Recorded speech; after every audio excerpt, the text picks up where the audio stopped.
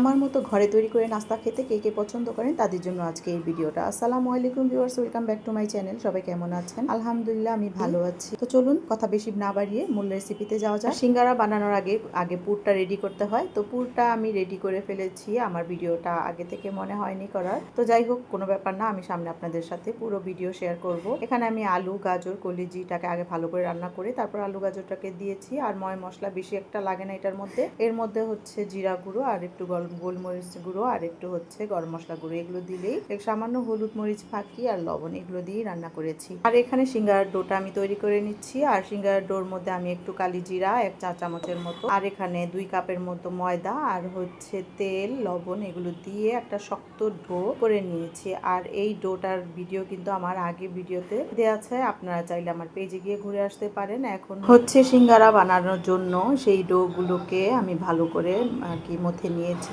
তারপর হচ্ছে এই যে রুটির মতো বেলে নিয়েছি, খুব বেশি মোটাও না খুব বেশি পাতলাও না। তো স্ক্রিনে দেখা যাচ্ছে কেমন আমি পরিমাপে রেখেছি। তো আমার হাতের সিঙ্গারাগুলো অনেক বেশি পছন্দ করেন বাচ্চারা, আর এমন পরিমাপে আমি বানিয়ে থাকি যেহেতু একটা খেলে যাতে ওদের মন ভরে যায়।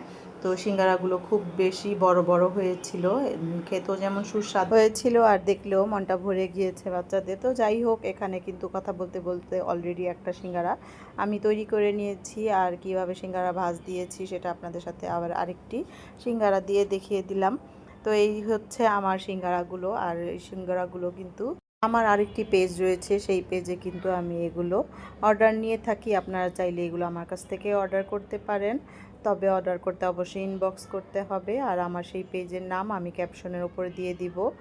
তো যাই হোক, এই তো সিঙ্গারাগুলো সব কথা বলতে বলতে কিন্তু বানানো আমার কমপ্লিট হয়ে গিয়েছে। আর কিছু সিঙ্গারা আজকে মেয়েকে আর কি ভাজতে দিয়েছি এগুলো খাওয়ার জন্য টাটকা, আর কিছু সিঙ্গারা আমি ফ্রোজেন করে রাখবো ওগুলো পরে বাচ্চাদের জন্য। আর তবে সিঙ্গারাগুলো কিন্তু ভাজারও কিছু নিয়ম আছে, সময় দেখা যায় ভাজতে গেলে একটি বাবলসের ক্রিয়েট হয়। তো এগুলো কিন্তু আমার সিঙ্গারার মধ্যে হয়নি, দেখতেই তো পাচ্ছেন। আর সিঙ্গারাগুলো কিন্তু খুব খাস্তাও হয়েছিল। এখানে এই যে সিঙ্গারাগুলো পরের দিন এগুলো মানে ফ্রোজেন হয়ে গিয়েছে। এখন এগুলোকে আমি জিপলক ব্যাগ করে রাখবো। আর এগুলো কিন্তু এয়ারটাইট বক্সেও রাখা যায় প্রায় 1 মাসের মতো।